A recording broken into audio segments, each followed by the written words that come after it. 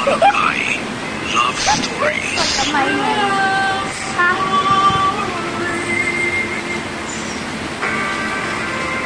Hindi na bago na may hidwaan o distansya sa enerhiya ang mga ex at ang kasalukuyang karelasyon. Wala si Papa Dudut. Lagi may kompetensya sa kung sino ang mas minahal o kung sino ang mas karapat dapat.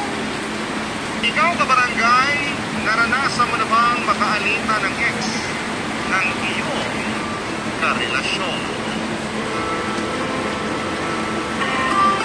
Dear Papa Dudut, magandang araw po sa inyong lahat. Ako nga pala si Hilda, edad 50. Mira, ikaw nga Gusto maganda ko lang dito. ibahagi sa inyo ang nabuong pagmamahalan sa pagitan namin ng nakarelasyon kong si Ruel. Mira, ikaw nga rito magawa. Mas matanda ng 5 taon sa akin. Ito ang biyuda mga pagrelasyon ni Ruel. Kadugos. At yung sa mga kasama ko. So ang unang nakarelasyon, ang unang inibig. Nasa unang taon pa lamang kami ng pagsasama ng anim buwan. Kaya nakikirap para sa akin na makalimutan. May dito kaya kayo manood.